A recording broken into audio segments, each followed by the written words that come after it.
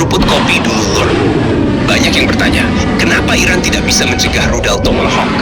Padahal Iran punya sistem pertahanan udara seperti S-300 dan Bavar 373. Jawabannya bukan karena Iran tidak punya pertahanan, tapi karena Tomahawk memang dirancang untuk menembus pertahanan udara modern. Pertama, Tomahawk terbang sangat rendah, bahkan hanya puluhan meter dari tanah atau ini disebut terrain hugging atau sea skimming.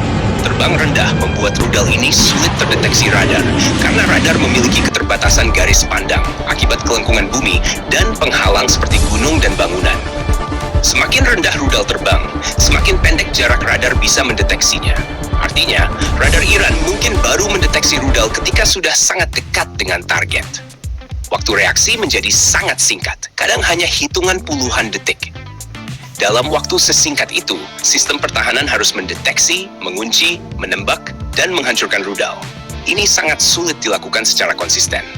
Kedua, Tomahawk menggunakan sistem navigasi yang sangat canggih dan tidak bergantung hanya pada GPS.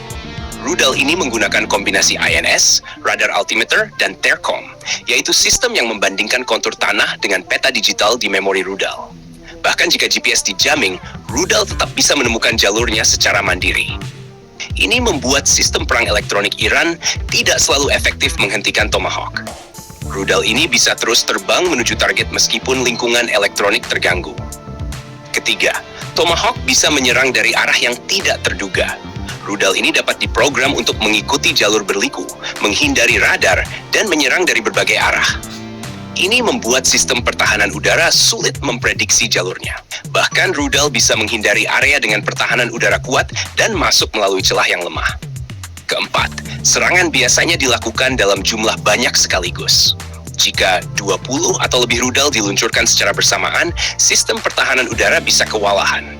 Sistem seperti Bavar 373 memang mampu melacak banyak target, tetapi jumlah interceptor tetap terbatas, dan tidak semua rudal bisa dicegat sekaligus.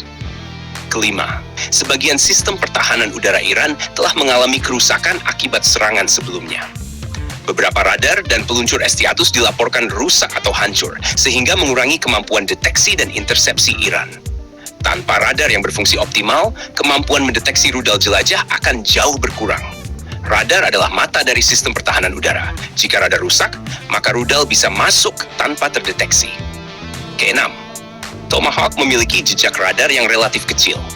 Meskipun bukan stealth sepenuhnya, desainnya mengurangi pantulan radar. Ini membuat rudal lebih sulit dideteksi dibanding pesawat biasa.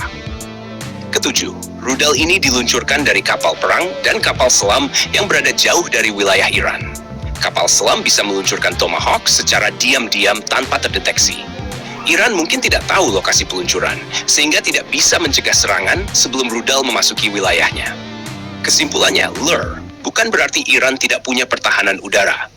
Iran memang memiliki sistem seperti S-300 dan Bavar 373 yang mampu mendeteksi dan mencegat rudal.